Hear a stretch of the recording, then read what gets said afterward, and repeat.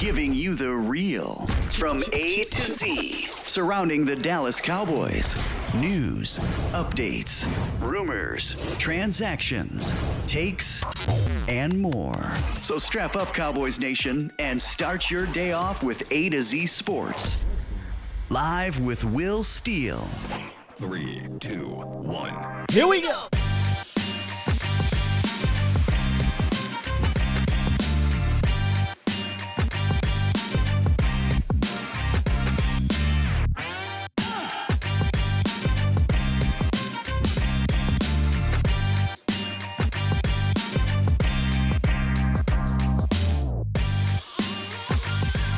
Good morning, good people.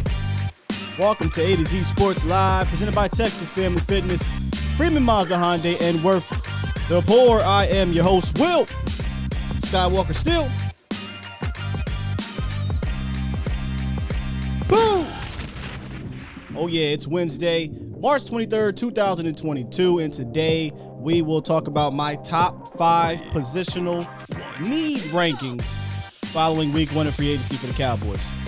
They didn't do a whole lot, but they did bring back people, right? They brought in a few people from outside the organization. So I think that has affected some of what they need to do in the draft in regards to priority. They also let go of people, so that has a big-time effect on it as well. And also, in the roundup, we'll talk about the Cowboys bringing back a Pro Bowler.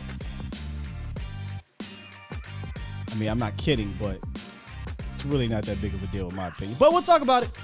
And there is a Bobby Wagner update. It's not a good one.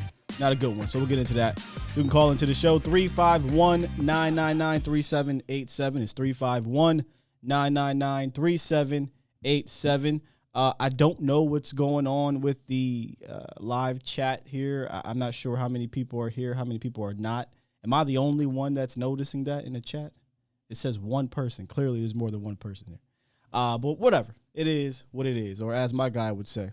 It is what it is. It is what it is. We here. We are live, and we're going to give you guys a good show, as we always try to do here. If you haven't, make sure you hit that like button on your way in this thing, because I'm pretty sure you'll like the show. And if you aren't subscribed, subscribe to this thing, and follow us on all platforms. Follow me on Twitter, @Skywalker Steele, and follow A to Z Sports Dallas everywhere. Facebook, Instagram. We on TikTok now. They got me on. I'm doing TikToks. Follow us on TikTok, man. Give us a shout out if you can. And if you missed the live show, make sure you run this thing back here on YouTube or Facebook, or listen to the audio on Spotify, on Google Cast, and Apple Podcasts. All right? Let's get some shout outs in order for the one person that's in here, as YouTube is trying to tell me right now. Stephen White, what's up? Damian R. Toxic TC. So Toxic TC 915 now. I like that. Y'all running with this toxic fan base thing. Kavarius Hester, Damian R. Mike Harris, Anthony Moore, Eric Young. We just gonna call you Big James. Okay, Big James. You got me yesterday when I called your name wrong. I don't like your YouTube name, Big James. And I'm not talking about Big Game James. I'm talking about Big James here. J Mill 88, Professor O, Cash in the building, aka I think that's Los. C Burleson, Iceberg Q, what's going on? A Lou, Tom Downey Burner, Count Truth MDP, Miss Amanda Brown, how are you? Anthony Moore, Dro the Gooner, what's going on, Dro? Mike Harris, I believe I said. Over here on Facebook, Jacob Diaz, Peter Rizzo. Who else we got over here? Tariq B, Oscar Sullivan, and some more folk are coming up in here. Wayne, what's up, Wayne? Miller, David, my guy, Set It Off, Chris, and Josh. I see you, Josh, and Stage. What's going on? Y'all in here. That's all that matters. My toxic fans are in here. I guess we can roll with that.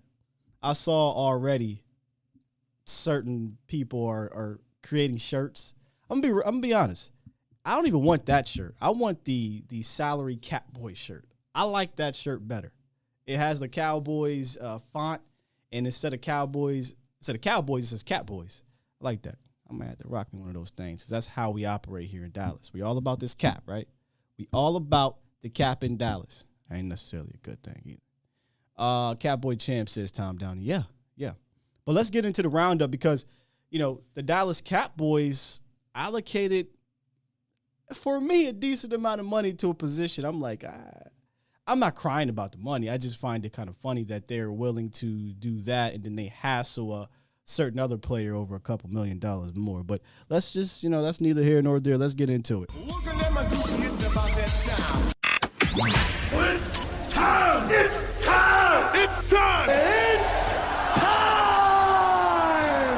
It's time! It's time! It is time for...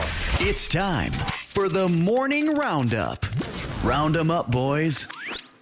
Yes, indeed. The morning roundup presented by Texas Family Fitness.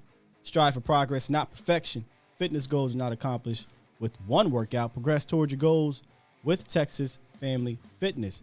It doesn't matter what your goals are, whether it be for weight loss, strengthening up, toning up, sports, or just to get the stress out. That's really my number one thing about working out, is just kind of getting the stress out, right? De-stressing. TFF has everything you need. So check out any of the 9 locations in the Dallas-Fort Worth area or visit TexasFamilyFitness.com. All right, I know I've been making fun of this Bryan Anger signing, but it is what it is. The Cowboys bring back Bryan Anger, which, again, we talked about taking the money that you were giving to Greg the Peg Leg and give it to Bryan Anger. You saved $2.5 million, I believe, by cutting Greg Leg, and they're paying Bryan Anger $3 million per year. I mean, whatever, right? It's a bit rich for me, but it's not like you were doing anything else with the money anyway. I just kind of find it funny.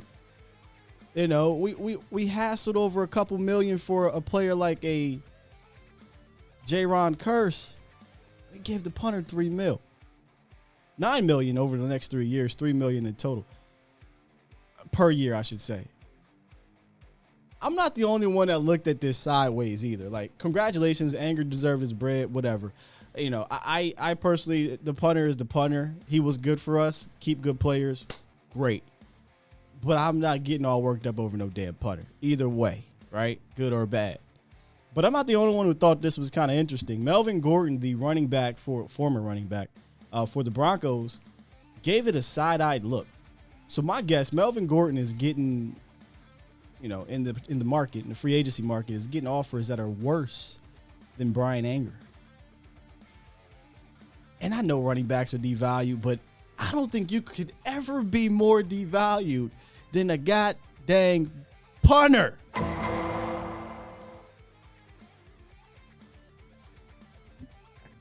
Yeah, whatever. Hey, Brian, get your bread. Get your money, man.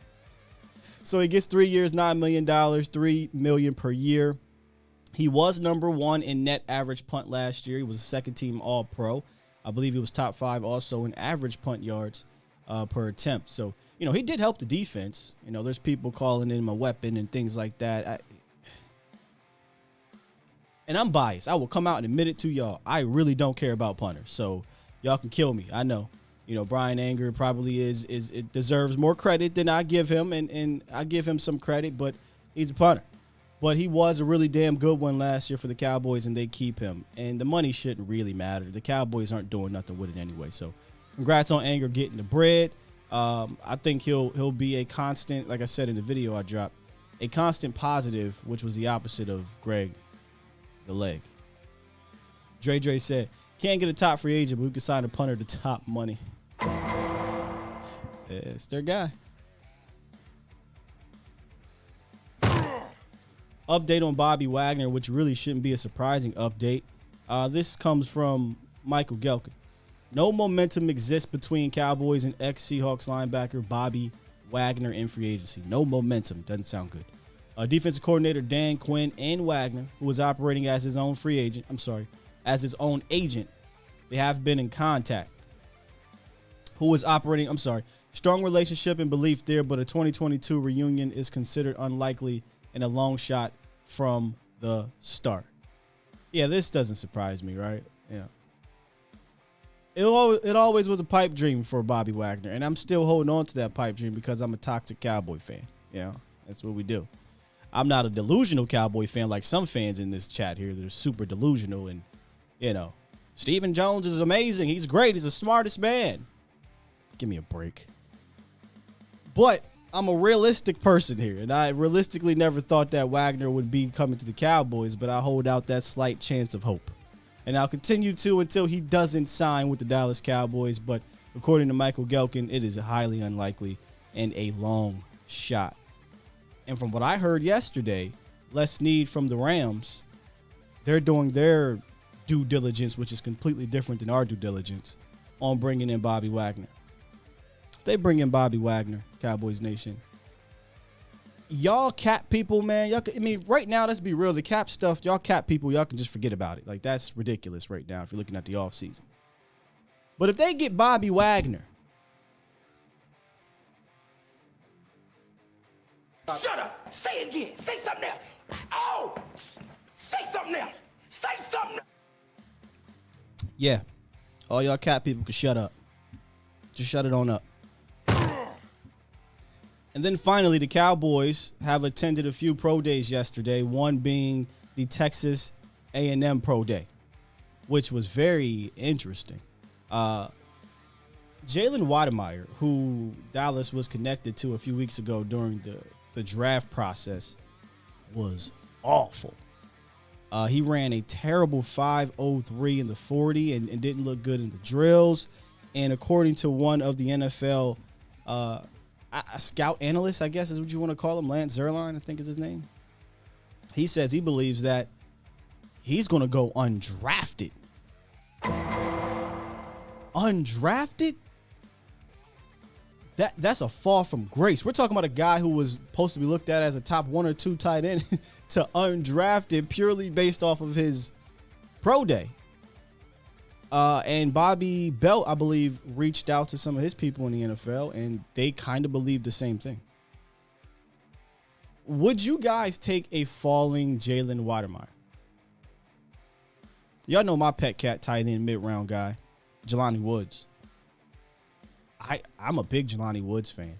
So, you know, I'd have to really go back into the lab and decide on that, because I like the potential of a Jelani Woods because he's a blocker that developed into a pass catcher. And I'm talking about the guy from Virginia, transferred from Oklahoma State.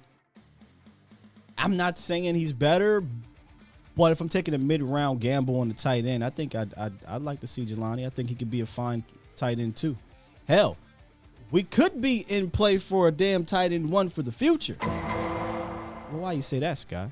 Well, right now, your tight end one is franchise tagged. And Kellen Moore was at Iowa State's pro day. Who's at Iowa State's pro day? Who is the high-end prospect for the Cowboys to take a look at there? Tight end Charlie Kolar. Actually like that guy too. I think he could be a guy that goes in the second day. I was going to say first 2 days. The second day of the draft. It'd be strange for the Cowboys to take a tight end in the first 3 rounds, though. Not going to lie to you. Because they just franchise tagged Schultz, and I would imagine they're trying to work out a long-term contract with Dalton Schultz.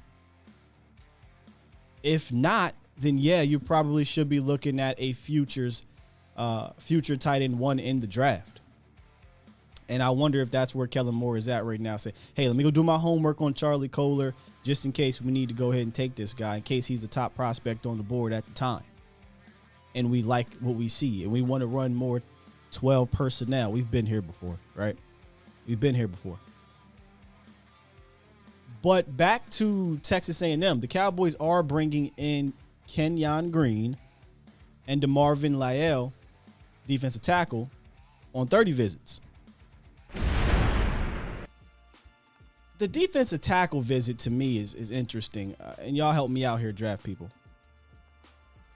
Does Lyle seem a bit redundant to what we have or what we took last year, if you keep it a bean? Osa Digizua, right? Osa played some 5 technique at UCLA and played inside a ton as well. Now, I don't think he's as versatile as DeMarvin, but that's what he's being heralded for, right? Being able to play on the edge, being able to play inside. You kind of got that guy in Osa Digizua. And I've heard at least Bobby Belt say that the Cowboys are high on him. Okay, this is more of that versatility thing. All right, I get it. Okay. But how many of those guys do you want at that position? And we'll get into my top 5 needs, and you already know DT is in there. We'll see where it ranks. It did move since free agency, just a little bit. And I look at it like, well, can he run stop for me down and down out? Can he take on double teams for me down and down out? I really don't care for him to be on the edge. I don't. I got Micah Parsons can play out there. I got Golston that can play out there. I got Dante Fowler that can play out there, and DeMarcus Lawrence that can play out there. If I want to get another edge guy that can play the run, I'll get me an edge guy that can play the run. So DeMarvin Lyell to me just seems a bit redundant. Am I misspeaking here? Tom says we need them all. Yeah, that's the thing about talent, right? Is that you can't get mad at bringing more talent onto the team, and obviously DeMarvin is talented. I'm just trying to allocate those resources in a wise way. Tripp says Osa is a savage. Keep him inside. Osa to me, so we know how Terrence Steele was the most improved guy. I'm looking at Osa to be that guy this year. I think he has it in him. He has a talent. He's got a year under his belt now. He'll get a full off season to work with guys. I think Osa can take that next step and be an impact interior guy, but we still need someone opposite of Osa. Steve says we have serviceable starters at DT, and that's where I'm trying to go above that, but no true dogs that move people off their mark. Gotta give you. I'm with you. Upgrade needed to protect our linebackers. Yeah, I'm with you. All right, we got Los on the horn early in the morning. What's going on with you, Los? How you feeling, brother? Yo, what up, Sky? Good morning. It's been a while since I called. Just been busy with life, but I hope good. You're blessed and everything's going good for you, man. Well, I appreciate that, man, and I hope everything's well with you. What you got for us this morning? No, man, just nothing. I know y'all been flinging up Cowboys over the week, so I'm glad about that. So I've been enjoying watching that. But I'll say this, my top 5 needs in order, and I'll give you some names if you want us. And these are realistic names that I've been looking at. So my first need, number 1 on the list, is O-line. And let's be honest, with that 24 pick, you're going to have your options open with maybe Zion Johnson, Kenyon Green, and hopefully cross fingers Tyler Linderbaum. But if I were to choose, maybe Kenyon Green will maybe fall on your laps. Because even yesterday or today, they're having a pro day at Texas A&M, correct? Pro day where? At Texas A&M. That was yesterday, yeah. Yeah, okay, yeah. So they might be looking at him. And at D-tackle, this is my second need. A realistic name that can be falling to us is Neil Farrell Jr. from LSU. Like that kid a lot. He plays for a good organization where it's real competitive. My third is linebacker. And I really like list the here. Troy, yeah. And then I'll leave you off the bump. But yeah, my third is linebacker, and Troy Anderson. He's 6'4", Montana State, real good. Fourth is wide receiver. Oh my God! Go ahead. Wide receiver, it's kind of a tie right now, and I'll tell you why, Sky. You know, Cowboys, they like old Boise State. So Khalil Shakir, I really don't know how to pronounce his name. He's a real good flashy kid that can work in the system for Stephen Jones or Reggie Robinson from SMU. And my last on the list, it was going to be safety, but since we got Curse signed, I think we're good on that department for just a year or two. I'll put tight end Jelani Woods. I forgot which college. Let me check real quick. But I think Jelani Woods, he's going to be a steal. Oh, Virginia. Yeah, Virginia. I was just talking about him. Boy, I thought you was about to name my whole damn list. I was going to hang up on you. Going to ruin my show before it starts. Nah, it's all good, Scott. But yeah, that was my draft homework, and so yeah. Hey, I hope. Hey, I think Los over here, he tapped into my computer or something, man. I don't like that. All right, man. Hey, you have a blessed day, Sky. Hey, if I can say one thing, Sky, you're the true film analysis. All right. Oh no. I ain't the true film analysis, brother. I ain't me. There's a lot of other people out there that's the film guy. Hey, but let me say this, bro. Hold on. You gotta mention this. Did you see what old boy posted? Your old boy Foots the King posted. You talking about on Twitter? Yeah. They cooking. They man. cooking him. And see, this is why I need to get Foots back on the show. We need to have another roundtable, or Foots need to listen to what the hell I'm saying on the roundtable. He came out and said, "Name me another team that has signed players in free agency that helped them get over the hump, and they won the Super Bowl." Boy, Twitter lit his ass up. They lit him up. See, Foots was sounding like this. I came to find out that draft Twitter does not like free agency, and I'm okay with that. But they cooked him.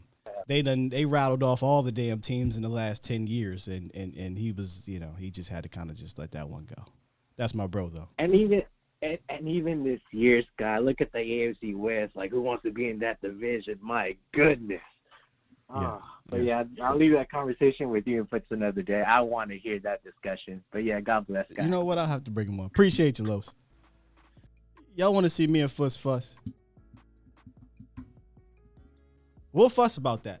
But see, sometimes I don't want to. Listen, y'all, I don't want to ether my brothers. I don't want to do that. I don't want to have to ether my brothers. No, Los, man, you was starting to name off some of my damn positions here, brother. I should have did my show before I got this phone call. So here's what we're gonna do. We're gonna roll right into it. Hopefully, y'all just ignore half of what he said, and we'll talk about my top 5 needs. Now, he did not finish it. The fifth one, I differ. Here are my top 5. Here's number 5. Offensive tackle. And remember, we did this a few weeks ago. This wasn't on my list just yet because La'el Collins was still on the team. And with the Dallas Cowboys electing to move on from La'el Collins, whether you agree with it or not, one thing for certain is that the depth took a hit on this team. Right? You just 2 weeks ago, a week ago, whatever, you had Tyron Smith, you had La'el Collins, and you had Terrence Steele. To me, that is a good I don't want to say rotation. That is a good 3-man lineup at offensive tackle. Really damn good. You cut La'el Collins, and let's remember, Tyron Smith is not a guy you can depend on for 14-plus games anymore. So having offensive tackle depth is massive for this team. And if we take a look at the current offensive tackles on the team, you got Tyron Smith, Terrence Steele, okay, Josh Ball, and Isaac Alarcon. From a broad view, from a macro perspective, Tyron and Terrence, I think, will do just fine at offensive tackle. But once you get into that micro perspective and you really start diving into this position, this is a position that's filled with question marks. Can Tyron Smith stay healthy? What is Josh Ball? Is still the real future of the position, and don't scoff at me when I say that. And how high do they value this position in the draft? Now that La'el is gone, I think this is a position as we speak right now that the Cowboys need to kind of be eyeing on in the top 100. And I know y'all said, well, we picked Josh Ball last year. I don't know what the hell Josh Ball is, Cowboys Nation. I don't know. And I can't count on Tyron Smith to stay in the lineup for 13, 14 or more games. I can't. It's a 17-game season now, so even if he's in the lineup for 13 or 12, you're talking about 4 or 5 games, and we saw what that could potentially do to you. A couple games can do to you. So my question to you guys is, should the Cowboys spend a top 100 pick on offensive tackle?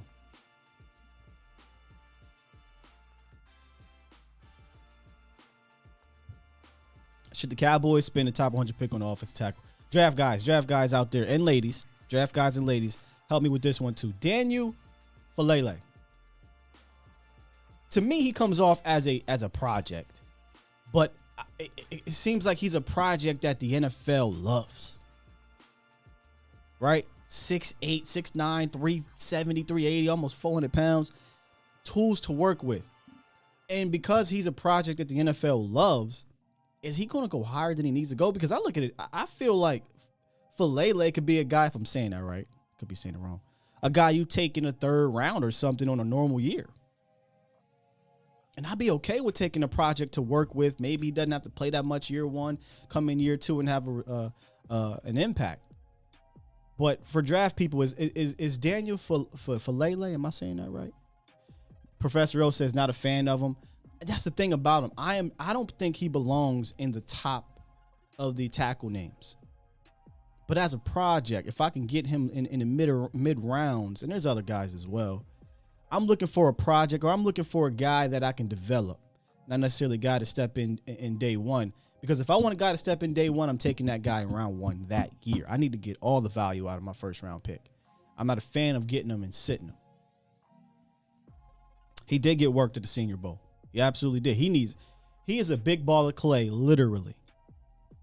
And I can't put my finger on it, Oscar, why it seems like he's a guy that's being talked about as a top 50 pick. That is strange to me.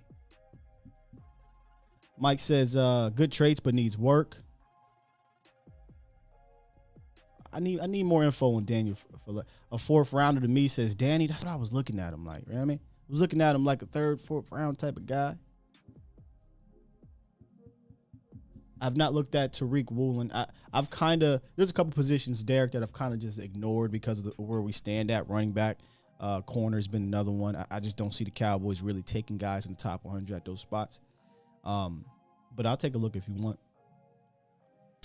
Set it off. Chris said absolutely. So are we in agreement here that the Cowboys need to take an offensive tackle in the top 100 picks? I would say yes as we speak. There's still free agency left. They can get a swing tackle, but if we're looking at the future of the position, I don't think it hurts to grab you one to kind of mold. I don't know what Josh Ball is. I'm not putting any confidence in him right now. I didn't see nothing. I went to a bunch of practices in camp last year. You know where he was at, Cowboys Nation? He was on the side with the cords. Hurt. No preseason, no games, no nothing. I have nothing on there. So if you say I believe in Josh Ball, it's blind optimism. That's all. It's blind optimism. All right, let's get to number 4. And again, this is where it got a little bit creepy for me when it comes to Los. Dude, start rattling off my damn list.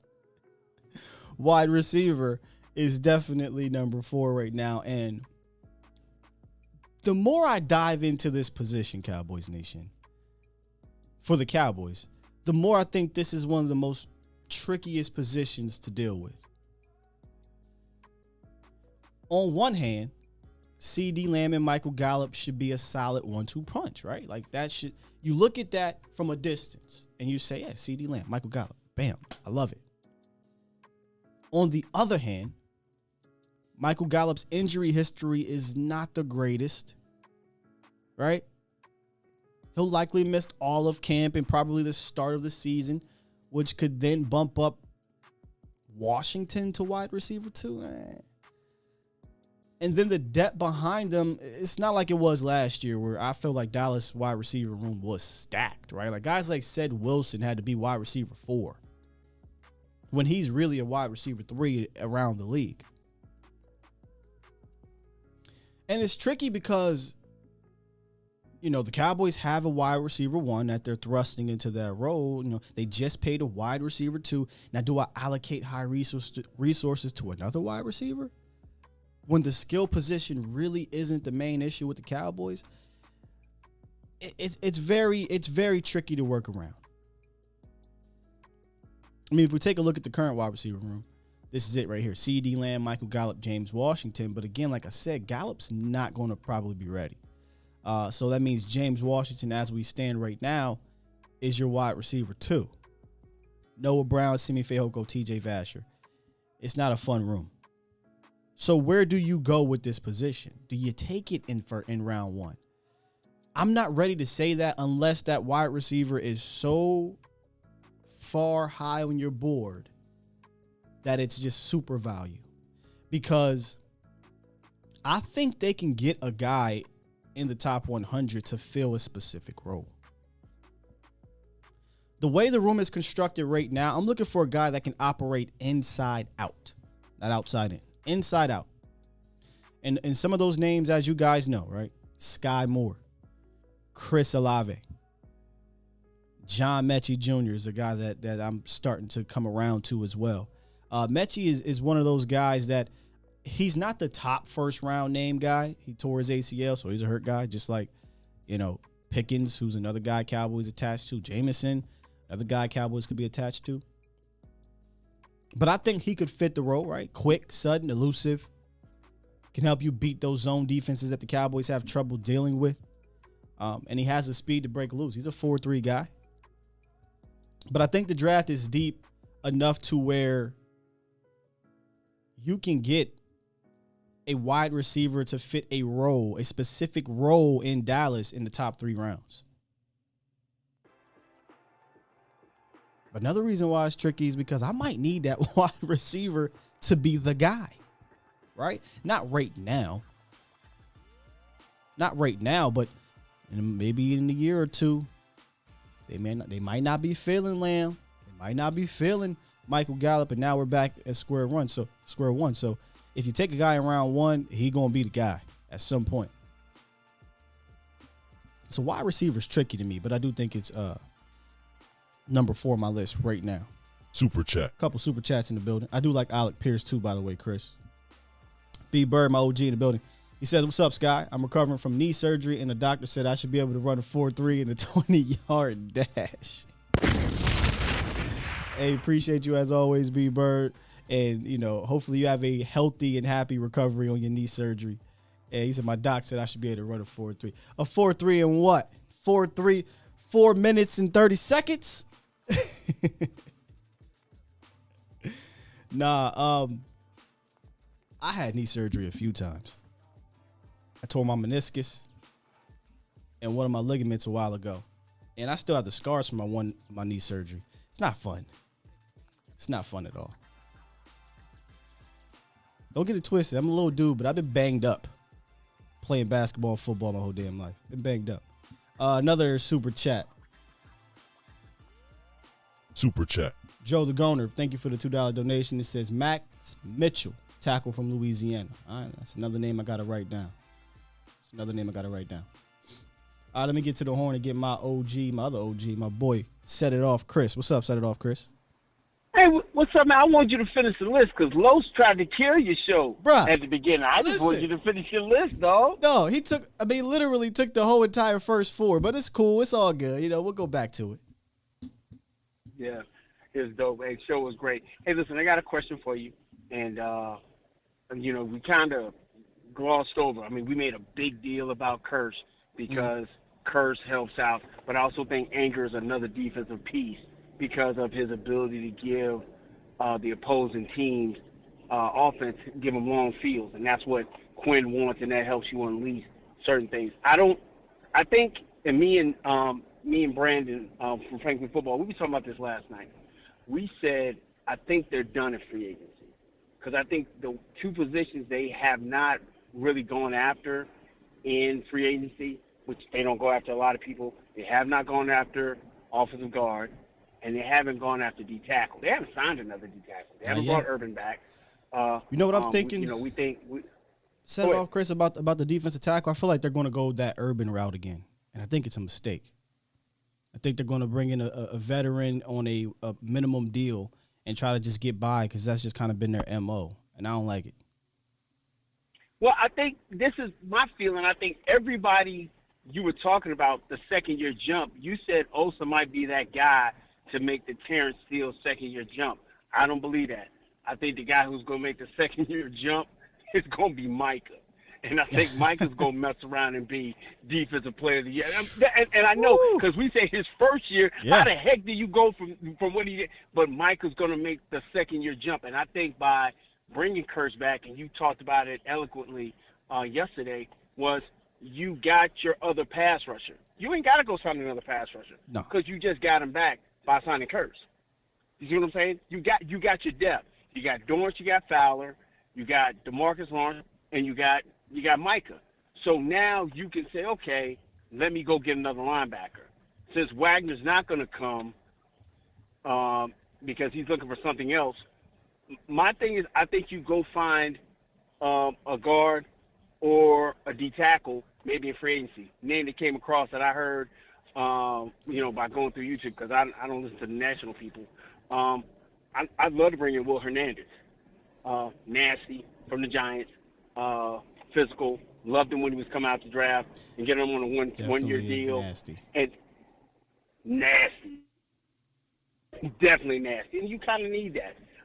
And I think that aids in making Biotish the center we need. Because I understand we all love Tyler Lichtenbaum, but I've always been a proponent of giving Tyler Biotish time to grow, get stronger, things of that nature. We just keep making the legend, and we do that as Cowboy Nation. We make our guys legendary. We made Tony legendary. Yeah. We sure as hell made Jason Witten legendary. We and now we're to the point of making Travis Frederick legendary. I still remember the night they drafted him. I was like, who the hell is Travis Frederick? But Travis Frederick turned around to be a great player because he had amazing guards in a Ron Leary and in a Zach Martin. You give Tyler Biotish a stellar left guard, and we stop having these. Well, you use the term stellar left guard. Ain't no stellar left guard in free agency. Ain't one. Oh no! The stellar left guard is in your draft. Yeah. And I've already got my pet cat. I'm sitting here looking at this list, brother. Yeah. I don't think they're going to sign a guard. But here's why. Right. And I'll get to it when I get to my guard spot on this thing. They have their veteran backup guard. His name is Connor McGovern. Oh no, not. Yep. No. We see. Connor can play right. Connor can't play left. Connor can hold. He can hold it right. He can't get away with it. if they sign a guard in free agency, it'll be a guy to compete with McGovern to be guard 4, guard 3 possibly. But I think they're going to draft a guy. I mean, I could be wrong. I mean, I guess they could sign another guy in free agency, but I'm just looking at the free agents. I mean, you're talking about a bridge guy, but I'd rather just draft one. Guard to me is similar to linebacker and wide receiver. I feel like you can plug and play those dudes. Right. I just believe if you get a guard, he's got to have the flex to be able to go and play tackle, which kind of leaves me locked into only one guy who I can think could do that, and I think that's Kenyon Green, who has the ability. People think Zion Johnson is that guy who can kind of do it, but I just see the versatility with Green, him being a up and down the line guy at Texas A&M. He's kind of one of your guys. So I know you're gonna go over it, or my man Rodriguez is gonna hit it. The 30 visit guys are going to be huge to find out kind of which direction they're going. Yes, I can't wait to get the full list of that 30 visit so we can have an idea. Dallas usually drafts one or two of those guys from that visit.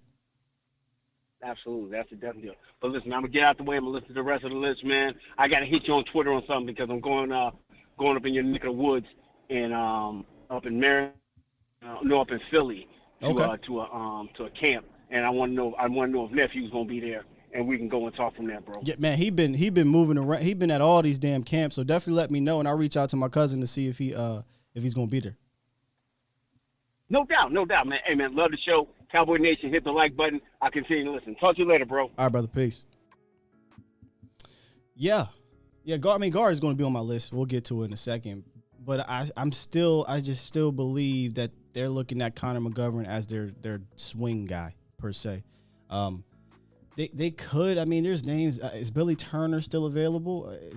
Or no? I mean, because I'm looking at Spot Rack. It says sometimes Spot Rack didn't update it right away. Trey Turner, is he still available? Billy Price wasn't good. Hernandez wasn't good either, to be honest. He's just a nasty. That's why I said, yeah, he nasty. He's a nasty guy, but he wasn't all that good last year. I know Quentin Spain was one of the first offensive guards I heard, but I feel like they're going to say, hey, we'll use that money elsewhere. And they'll look at Connor McGovern as their guy. All right, before I get to number 3 on this list, let me tell you guys about the ride of the week this week, which is the Freeman Hyundai ride of the week. 2022 Hyundai Kona. I got that right. The 2022 Hyundai Kona is this week's ride of the week. Subcompact SUVs are hot these days, combining the features of their larger counterparts with city-friendly dimensions and wallet-friendly price tags. A few manufacturers have embraced the ever-growing category with as many choices as Hyundai. The 2022 Hyundai Kona is available in 4 trim levels, ranging from a well-equipped base SE trim to a loaded limited, along with a sporty inline version. This subcompact SUV offers a lot for its accessible price. Great on gas mileage, has the backup camera. I feel like it needs to be in every car. Apple CarPlay, Android Auto, and plenty more features that I think the modern family would love and need in today's era. So check out freemanhyundai.com for more information on this week's ride of the week. You're listening to A to Z Sports. Do it live! At some point, hoping to broadcast In front of the millions. of Cowboys fans to bring you the real. But for now, strap up and here's your host, Skywalker Steele. I'm Luke Skywalker. I'm here to rescue you. We'll do it live. We'll do it live.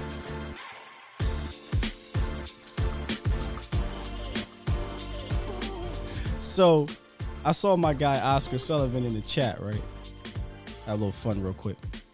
He said, who's winning in a 40?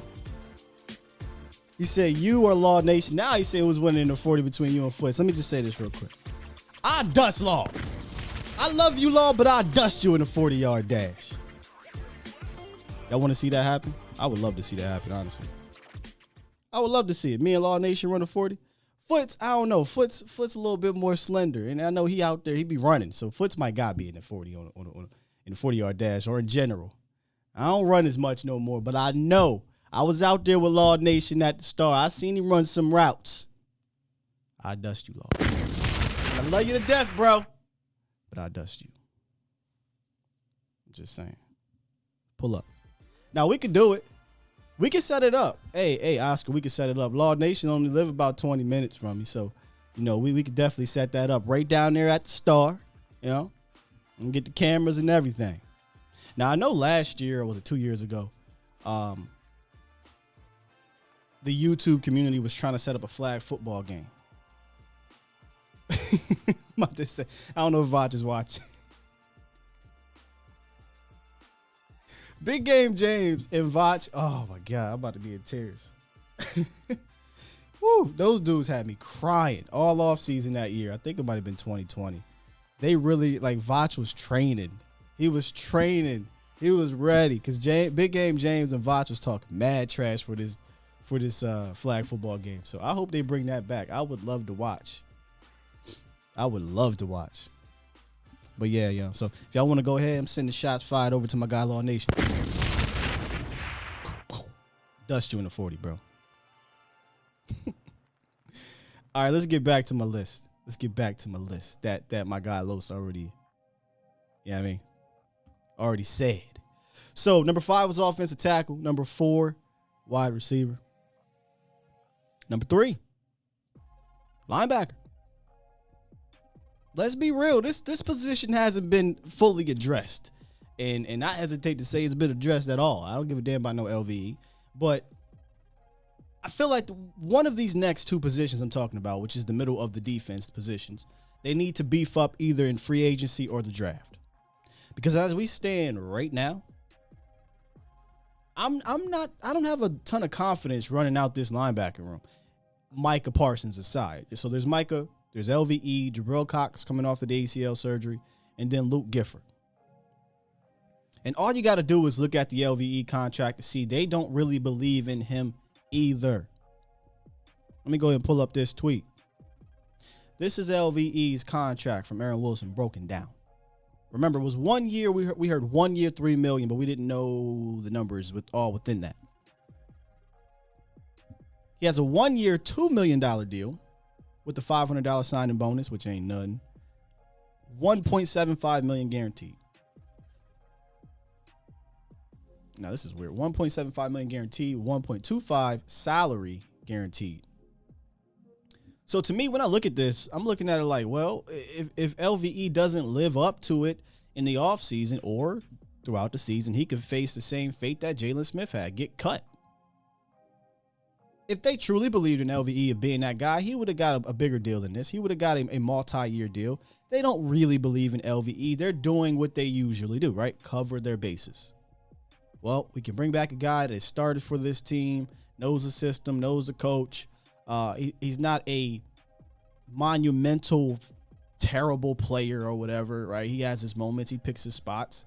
But I don't think that this signing stops you from not even close. I don't think it covers your bases, to be honest with you, from taking a linebacker in the first 2 or 3 rounds, like at all. So I look at that room. You could argue linebacker is higher. Remember, it was number 1 for a while on my list because we had no linebackers in the room. They brought back LVE. I slid it down just a little bit. And again, the reason why I was like, Los, dog, you in my head. Troy Anderson. We talked about Troy Anderson yesterday. Troy Anderson is one of my favorite mid-round guys because of his freak athleticism. Give me a freak athlete like that next to Michael Parsons at some point, and let's rock. But he's not the only one. I mean, there's so many linebackers that I would be shocked if the Cowboys don't take one in the first 2 or 3 rounds. And in fact, I wonder if given the opportunity, Cowboys Nation, if they'll double up at the linebacker spot. Similar to what they did last year on the defensive line. It might sound crazy when you think about it. Take 2 linebackers in the same round. I mean, they took Osa and Golston last year. Defensive linemen, tweener types. And your linebacker room, there's nothing in there to boast about besides Michael Parsons. And I love Jabril Cox. He just didn't get a chance to show himself, and he tore his ACL. So I've got to kind of put him on a pin in Jabril Cox. We're looking at the future of the position. There's not a whole lot there besides Micah. So, Troy Anderson, Chad Boone, McQuay Walker, Channing Tindall. Y'all like the guy Leo Chenal. I think he's a bit bigger than what coach would want. But they did just re-sign LVE. And he ran a pretty impressive 40 for a 250 plus pound linebacker. So regardless, though, there's going to be a ton of linebackers, I think, Cowboys Nation, that Dallas can take that fits what Dan Quinn wants. I'll let Dan Quinn decide. If Dan Quinn wants a Leo Chenal, take him. But I'll just let Dan Quinn rock because I think he's done a really good job at selecting linebackers and getting the best out of them. I mean, I forget where that – I don't even know if I have that graphic up anymore. Let me see if I can find it. Nah, I can't find it. Maybe this is it. Hold up. Maybe this is it. Yeah, here we go. If you take a look at Dan Quinn's track record, Deion Jones is a good linebacker. Devondre Campbell was just an all-pro. Foye Oluokun just led the league in tackles and was a super playmaker the last couple years. Michael Parsons, it's Michael Parsons, right? Like, his track record is not bad, and Mykal Walker has been a serviceable backer as well. Duke Riley might be the only one he drafted in the top 3 or 4 rounds that really didn't pan out to be a really good linebacker, but I trust Dan Quinn. So if Quinn wants to get whoever he wants to get at backer, y'all should trust him too. Trey said ACLs for linebackers easier for them to get back because of the position, correct? I don't think ACLs are what they were years ago. So when I come at Jabril Cox for his ACL situation, I'm doing so because because he tore his ACL, I wasn't able to see it all on the field last year. That's all, right? Like, I don't want to come in here and blow smoke up your butts talking about Jabril Cox is going to be amazing. I thought if he would have showed us some of that, I would have had more confidence going in next year. I like Jabril Cox. I like the potential in Jabril Cox, but the facts are right now, we haven't seen enough because these fools elected to roll with Jalen Smith and LVE. I said this at the start of the year last year. Rip it off. Rip the Band-Aid off. Jalen Smith is not the future. He's probably not going to be here 2023 and they cut him. LVE's not the future. He didn't start until dudes got hurt, and it was clear. It's clear now he's not the future. He signed a 1-year deal they can get right out of and cut him, and nothing to do with it. So just play Jabril damn Cox. Let him go through his lumps and see what we got. Once he started to get in just a little bit, you saw him do some things. But then he tore his ACL. So here we are. Back at looking at the linebacker position with question marks. Michael Armstrong said, I'm riding with Quinn. Same, you know. Maybe it's the fan in me that's giving him the benefit of the doubt. Maybe it's just the realist in me that saw what he did with the players he had last year. But I'm not questioning Dan Quinn in regards to player personnel acquisitions, Dante Fowler's, the draft, whatever. I'm not questioning who he wants. Steven said he had Cox as a safety with Curse, but you're not an idiot, Steven. A lot of people had Jabril Cox down as a safety, but I thought he came in right away. I don't even know if I have his highlights still up. It's preseason, but whatever. He came in right away and showed that he could play linebacker. He had the traits to do it. He just needed to play. Joseph over on Facebook is bringing up Ajabo. Sky, Michigan defensive end will drop to the second or third round with the ACL tear. Would you use a pick to do a Jalen Smith move? Third round? Sure. Second round, I think I need my first and second round pick. It's the way this team is constructed. I need you to come in. I need you to play now. I'm trying to win now, right? I know these picks are for the future, but that's what's funny about Dallas. The draft is supposed to be more than about the first year, right? It's a 4 to 5 year process on prospects. But when you solely rely on the draft, now I need my probably first 3 or 4 picks to be heavy contributors. It doesn't have to be starters in regards to the third and fourth round, but you got to be heavy contributors. And last year they were. Golston was, Osa was, but you also saw the effects of having a rookie having to be that kind of contributor. Osa hit the wall. Golston hit the wall. Nashawn didn't see the field. Boss man couldn't see the field. The only guy that played start to finish and didn't hit no damn wall but ran through it was Micah Parsons. So that's where you get in trouble as an organization when you're like, hey, man, we're drafting so our rookies can come in here, all of them, and play. All right. You better hope your rookies help you get over the hump. Yeah, Anthony Hatcher said, bro, Skywalker got 1 like on YouTube, man. Something respect on my G's channel. So Anthony Hatcher, it's not that there's 1 like. Something is wrong with YouTube right now.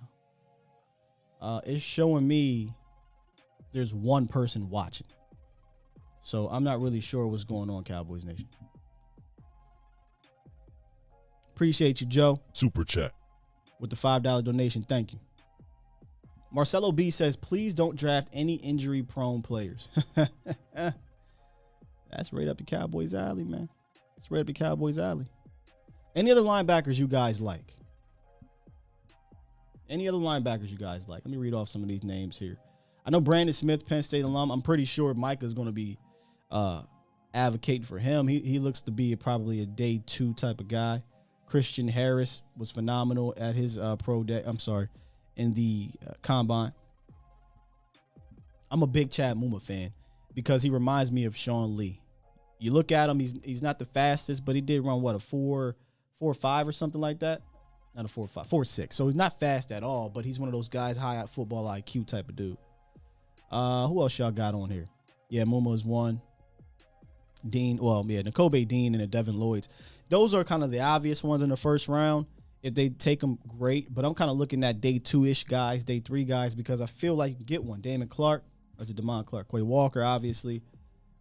Anybody out there familiar with the Ole Miss cat, Sam Williams, the dude who ran like a 4.3 or something ridiculous, a 4.4 at 265 pounds. To me, feels like an outside linebacker in a 3.4, but is he somebody that could play in a 4.3 as an outside linebacker?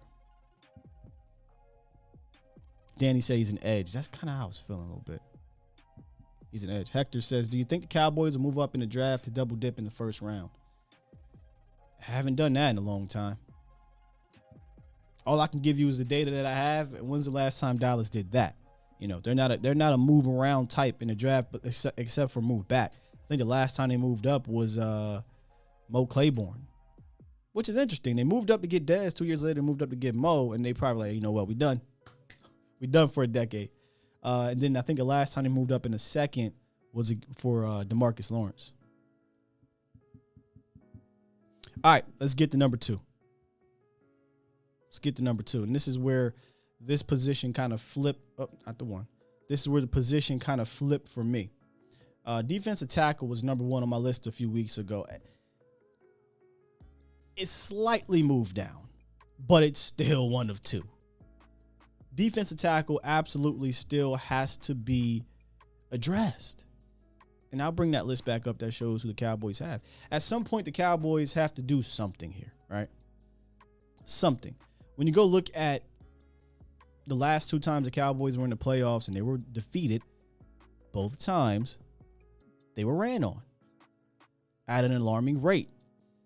Not saying one guy is going to stop all of that, but they need to allocate resources there in a real manner, not Brent Urban on a 1-year minimum deal, not Carlos Watkins, not these guys. Now, they have time. There's still opportunity in free agency to do that. There's still guys out there to do that. But as we speak now, defensive tackle is if it ain't 1, it's 2. And we did this before. I'll show you again, though. This is the defensive tackle room. Neville Gallimore, Osa Odighizuwa, Tristan Hill, Quentin Bohanna. Bo is not, I don't think Bo is ready just yet to be DT1 in regards to a space eater impact player. He's got to get better, and he'll tell you he's got to get better. So he's a rotational guy at best right now. Tristan Hill is what he is. Right? It is what it is. It is what it is. Osa is a 3. Through and through, he's a 3. And Neville, you know, Neville, we're going to year 3 now. It's time to show it, right? Neville came back, played pretty well first game or 2, and kind of was just a guy after that. Now, he was big. He got swole a little bit, so maybe he'll come in and be your defensive tackle 1. But I'm looking for that pure one-tech type dude, a guy who can impact on the interior from opposite of Osa Odighizuwa. Cannot just chew up double teams, but bust through them. But I do like the combination of Neville and Osa Odighizuwa, especially when you look at how Dan Quinn operates on the defensive line. He likes to use multiple guys, right? They're not going to play more than 35 snaps, right? 40 snaps top. So Neville and Osa make a great tandem as a three tech. But who's my 1? Who's my 1? And we know Jordan Davis. That's my guy.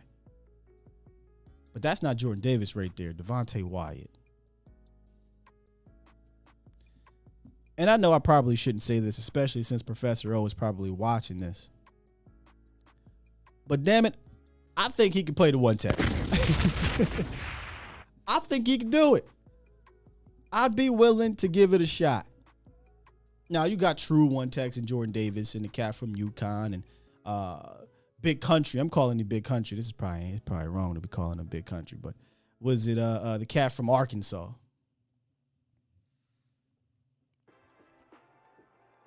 Another one of those 1-techs. But if Jordan Davis is not there, which he's likely not, yeah, I'll be cool with Watt. Okay, Professor O's not mad at me. I thought you might have been upset with me saying Wyatt at the 1-tech there.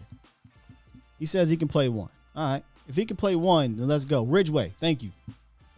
Thank you, Jose. Ridgeway. Is it John Ridgeway, a.k.a. we call him Big Country. Y'all remember Big Country from the Grizzlies? Kind of remind me. Scott, when was the last time we had a decent 1-tech? We haven't valued it. I brought this up last year. We just haven't valued that position. It's been a lot of 3s. It's been Rob Marinelli, who likes to get upfield.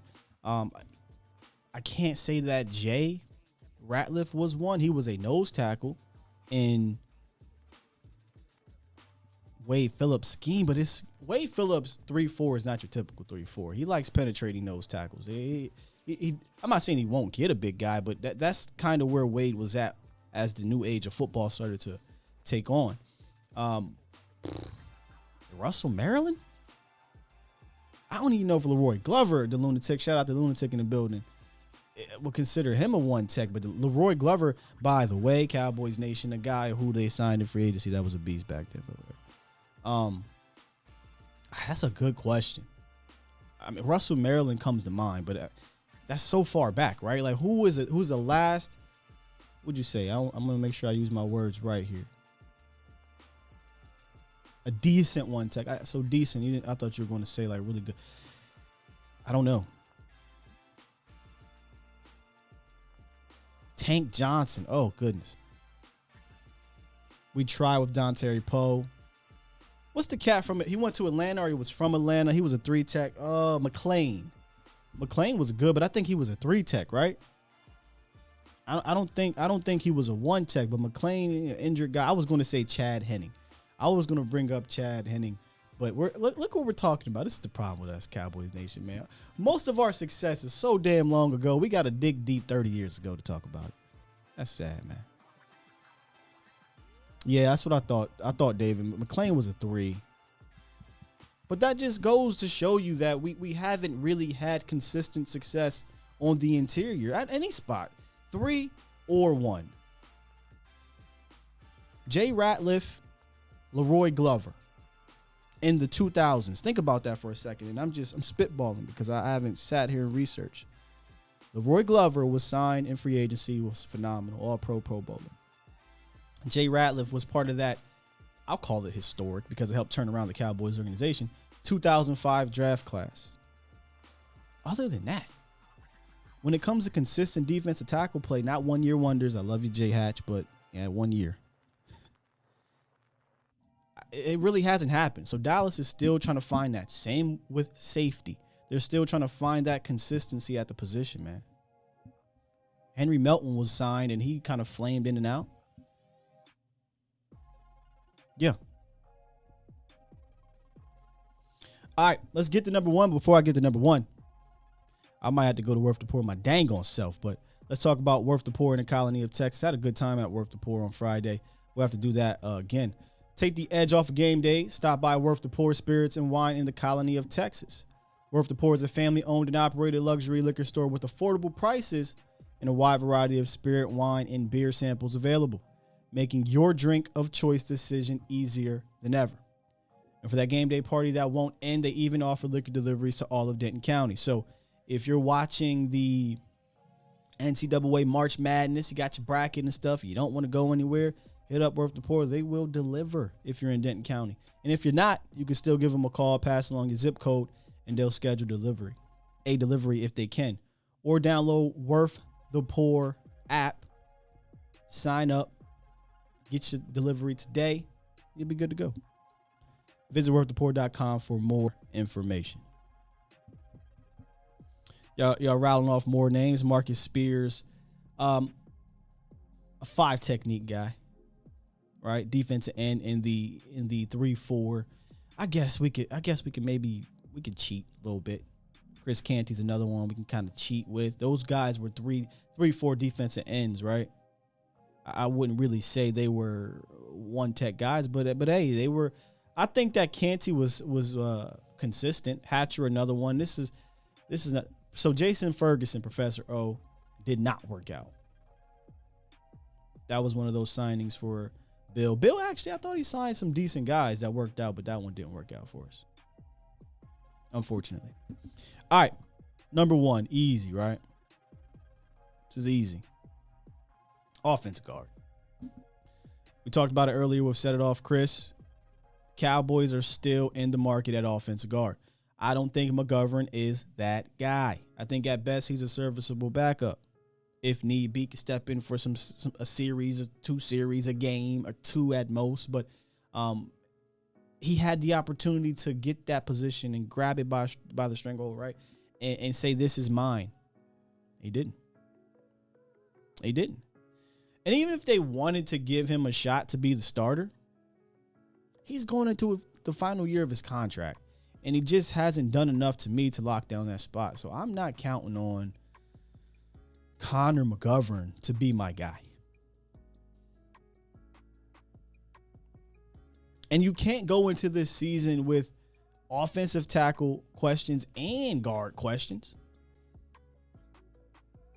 And you haven't addressed this position in free agency. B47 Vic says, McGovern is our future right guard. Yeah, I don't see that, brother, man, at all. Where you think Zach Martin going, bro? He's not going anywhere. And he shouldn't. I'm with Zach Martin until he decides to retire. Connor McGovern's not going to sniff an ounce of the talent that Zach Martin has. A hurt Zach Martin, an old Zach. I don't give a damn. Right? So, and he's on 1 year. I'm not signing Connor. I'm not re-signing Connor McGovern, bro. No. So go get you your left guard in the draft, I think, and McGovern's your backup. If you don't want to get your guard in the draft, which I think would be a mistake, then go out here and get one of these cast-offs in free agency. That's what you do. You say because McGovern can't play left guard. He can't. But he ain't playing right guard either. That's what I'm saying. You know what I mean? Like Martin's not going anywhere. Thus, Connor McGovern's fit on this team is just to be a swing backup guard at this point. McGovern, future Hall of Fame tight end. Wayne says, Sky, what do you think about getting Quentin Spain as a guard? That way we don't have to go guard at pick 24. You don't have to go guard at pick 24 right now. That's the beauty of, I think, of the position. I think I can get a guy in the top 50, top 75, depending on, obviously, your scheme, your traits, what you want to do with them, that could come in and start right away. Does that mean they're going to be Pro Bowler? No. But I don't think you need to go guard. You don't have to. Even though it's number one on my positions of need, that doesn't mean it's number one at 24. Now, if you get one of the studs to fall to you, yes, you take them, right? And as for Quentin Spain, I think they have their version of Quentin Spain. I said this to set it off, Chris. I think they view McGovern as a guy that, okay, I don't have to go out and sign me a free agent guard because I have my free agent guard on the roster, Connor McGovern. And what's up with Isaac Alacone? Right, tackle guard. He's another guy. Or they're keeping him around for whatever reason. I understand he's a fan favorite. I want me some cake. Once you get past all the fandom, been here going on now 3 years. Haven't hit the roster. Haven't made the roster. Haven't really made a splash. This is your last year now. We can't hold on to Isaac Alacone for that extra roster spot for the international player anymore. His time is running out. Now you got to show something. Felipe says, is a double dip at O-line, center, and guard a possibility? Center? Double dip. I mean, if I'm taking a center, again, remember how I feel about center. If it's not Tyler Linderbaum, I'm not touching center in the top 4 rounds. I got other pressing needs. So maybe they double dip in the 5th, 6th, 7th round. Maybe. Again, though, I want to see about Matt Fournier.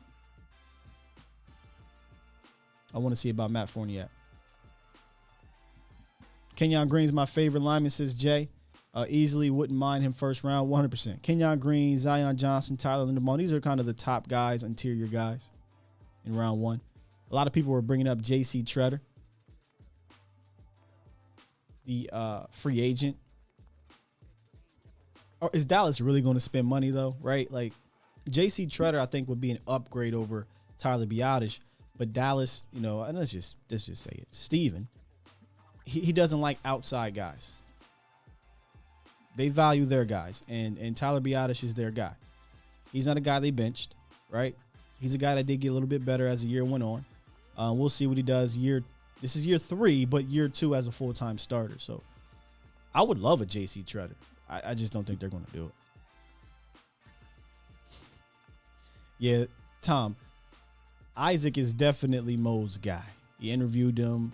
which is totally understandable. How I go hard for Micah Parsons because we're from the same hood, essentially.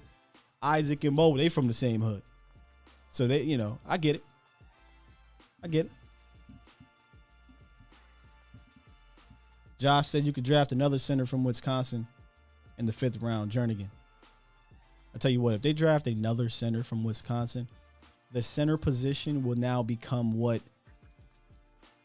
Boise State is to the Dallas Cowboys. Dallas loves Boise State players. Then it'll be, hey, Dallas loves Wisconsin centers.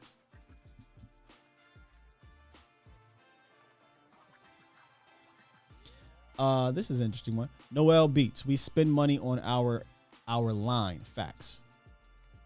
Let me scratch out line. We spend money on our own. I can't recall the last time the Cowboys spent money on their offensive line besides Leonard Davis. 2007. I love that pickup, man. Leonard Davis was a beast. Before injuries started to get on him, Leonard Davis was a freaking mauler, dude. Power, just strong. Big dude. Other than that, after Leonard Davis, I can't think of an outside free agent the Cowboys signed to a long-term deal. Before that, there was Marco Rivera, where I think it was Bill Parcells was trying to change the organization. He had to change over the bad players to better players and his guys. And then Leonard Davis came not too long after. But I can't remember. I think Colombo was a practice squad guy for a little bit, or a backup that came in, tore his leg up. And was it Bill? I forget who it was that said, let's give him a shot. Played that right tackle, had a few good years in that same Leonard Davis time frame, I think. And then right at the end of Leonard Davis, you had Doug Free, who took Mark Colombo's spot. And the rest is history. But other than that, I can't remember no money they spent on these dudes in the last, what was that, like 08, 09-ish with Colombo and Leonard? Last 12 years.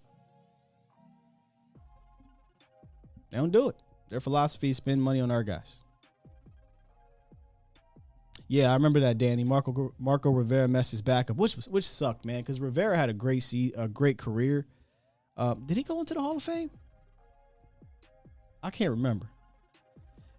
They didn't give money to Brian Waters, Jacob. They signed Brian Waters, but we're talking about giving that money, that long term. I remember the interior purgatory, like the interior for a minute during that Romo stint, that 2012 or like 2013 or something. Oh my goodness. You had Kyle Kozer, salute to Kyle. The Bill Nagy's, the Phil Costas, Mackenzie Bernadou. You remember him? That might have been the last time we gave money to an interior. Mackenzie Bernadou, the Brian Waters, they couldn't figure it out until it was and it might have been Will, but I gave Jason Garrett this credit for the Cowboys turnaround on the offensive line back in the day. I gave him credit. I think he came in and said, yeah, listen, y'all got to stop playing with this offensive line. Okay? No Phil Costas, Mackenzie Bernadou's, and Kyle Kozers. Go get you some boys. And that's when they went and got Tyron, and then followed it up with Travis, and then followed that up with Zach. And then Lyle, and they started to kind of, now we value that position. Because before, if I'm not mistaken, I don't think Jerry Jones drafted an offensive lineman in the first round before Tyron Smith. Jose laughing at Mackenzie Byrne. Y'all remember that? I know I'm bringing up some bad memories, but boy, it was rough. Toby likes Tyler Smith. I do like Sailor. I'm saying that wrong. The Georgia Cat. Hey, Professor, how the hell you say his last name? I like him in day 2. Nate Livings. Oh, come on. Come on now. Nate Livings and them boys. And I was really like, hey, man. Maybe. Nate Livings. Mackenzie Bernadou. It's awful, man. It was awful. Head of the table. Who's head of the table, D-Block? Yeah, that line was trash. But back to Tyler Smith. Nah, I would not want that in the first round. Like interior guys in the first round, I'm looking at obviously are the top 3 dudes. I just feel like if they're off the board, that just pushes down other guys that I think will be higher on my board at 24. I've been saying this for months. You're going to be able to get a stud at 24. I don't think you have to pigeonhole your guys at 24. But as of today, March 23rd, 2022, here are my top 5 positions of need. And again, we'll revisit this again as, we're only a week into free agency, a week and a half into free agency. This could change again. Got offensive guard and defensive tackle as my top 2 and linebacker as my top 3. There's a running theme here. Middle of the team. Whether that be defensively or offensively, I think they need to beef that up, right? Then you get to the skill position at wide receiver because you got question marks with Michael Gallup. When is he going to return? And his injury history is not the greatest either. I root for Michael Gallup. I hope he becomes an absolute beast, never gets hurt again, and he becomes a wide receiver 1 type dude. But didn't have the greatest luck last year. So I think, wide receiver, and then James Washington is just a 1-year guy, right? And then behind James Washington, there's nothing there really. So that we know of yet. So wide receiver could be something that the Cowboys are looking into, and they probably should be looking into in the top 100. And then offensive tackle. Sellier, thank you. Then the offensive tackle situation. I talked about that at the top of the show. The depth there is trouble. It's worrisome. And if you really think about it, the starters there's question marks. I'm a fan of my second cousin, Terrence Steele. Don't get me wrong. It's my guy. And I've been saying for the last 2 years, I'll ride with Tyron Smith till the wheels fall off. But I think, 3 of the 4 wheels have fallen off. So, I can't trust Tyron Smith to play 14, 15, 16, 17 games. So tackle to me is definitely a need. So that's my top 5, man. As we round out this show, real quick, give me y'all top 5, and I'll read off. Here's mine once again. Guard, defensive tackle, linebacker, wide receiver, offensive tackle. What's y'all top 5? Oh, you just bringing up all these names, Tom. David freaking Arkin. That was a bad time to be a fan, man. Bad time to be a fan. Offensive line was terrible.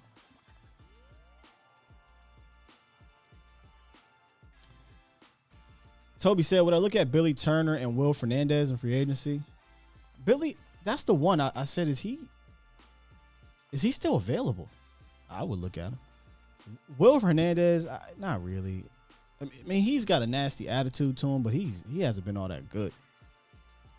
Professor O says his order is the same. Okay. Marcus says kick. You know what? Marcus Flores Young, you right. Kicker is 5B. It's 5B. Chains just for Sky says kicker. Yeah, kicker is up there. Michael says, don't really know what you got in Steele now that he is not chasing Collins. I think we know that Steele can hold it down. But here's the thing. Now the pressure is on Terrence Steele because he's the guy, right? So the expectations are different. The expectations last year were, hey, man, we just need you to be better. You a backup, just play like one. And I thought he played like a starter. Now we need you to play like a starter consistently. Brandon Royce, and I'll get into the chat. Brandon Royce says, where'd you go, Brandon? All right, maybe it wasn't Brandon Royce. Robert Sullivan, offensive guard, edge, wide receiver, linebacker, DT. I struggled, Rob, on the edge part. And the reason why, because that was in my top. In fact, I think I had number 2 when I went player-wise, was a Florida State kid. But because they signed Dante Fowler, I feel like they did their typical thing, right? Hey, we're going to cover our bases. In case we don't get a guy, we're still good. And they still have Golston and then Micah and things like that. So that's why I didn't put edge up there, but that could flip. Elazar says guard, tackle, linebacker, DT, wide receiver. So he has tackle as number 2. All right. Patel, guard, linebacker, DT, wide receiver, kicker. So he took off tackle and put on kicker. Technically, kicker is definitely up there. Duro says 1, 2, 3 need offensive line. Period. Guard and linebacker. One thing that I can see here looking at all you guys' list is that linebacker and guard are consensus top 2, top 3. And I would agree. What's up, Just Blaze? I would agree. We'll get some more draft folk up in here and talk specific players and see where they fit. Because the beauty of this year is that the field is wide open in regards to where Dallas can take a guy at. Where last year, you kind of had it narrowed down to like 5 prospects, right? Cowboys were picking at 10 with the opportunity to trade up a few spots if need be, because they did that before around that pick spot. But this year, man, it's wide open. And I think the Cowboys have a potential to get a blue chipper at 24. I do. Esther B said, pretty much your list, but could QB2 or kicker be in the question? I kind of jokingly said kicker was 5B, but I mean, they really don't have one. QB2, I'm always for one of 2 things. Veteran guy as a quarterback 2. Or, and this is what my guy JC, Jeff Kavanaugh, put me on last year, Cowboys Nation. JC said, I'm all about getting me an undrafted guy that runs. I said, what you mean? He said, listen, if I just need a QB2 to come in for a couple series or a game, I need to know that if it break down, he can make a play. And I was like, you know what? That's interesting. So he's like, get me one of those guys that the NFL looks at and says, oh, he's a running quarterback as my backup. And I was like, it's an interesting thought process. But one of the things I know for sure that I've been consistent about for years is that I would like my backup quarterback to be in the similar mode as my starter, so I don't have to change too much. Now, interestingly enough, Dak Prescott is not the runner he once was, probably due to the injury, and I'm hoping he can regain some of that. But I love what the Ravens have done under Lamar Jackson. They get almost a similar style quarterback that right behind Lamar Jackson. That's kind of how I view it. You want me to throw up, Jacob? You have that in Ben DiNucci. Get out of here. Shut up. Say it again. Say something else. Oh. Get out of here, Jacob. Say something else. We've seen that already.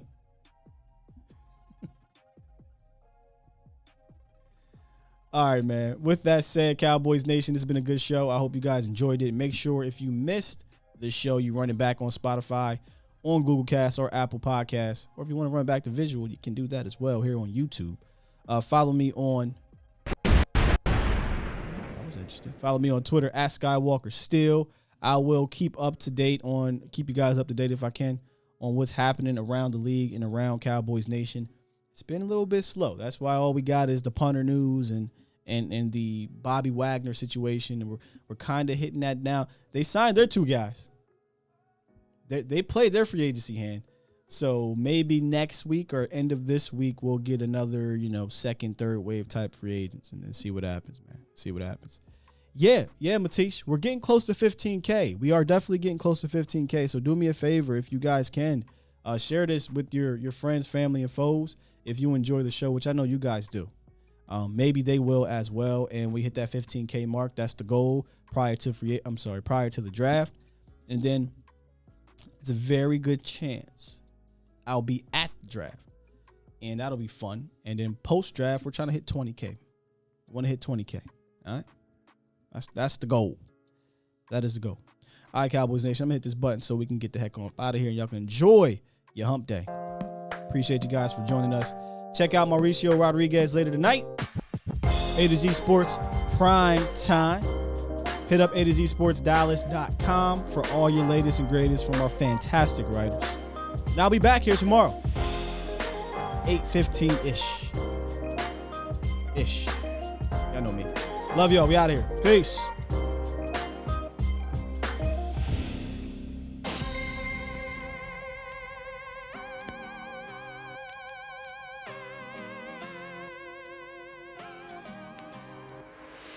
Shout out to the My God Professor O.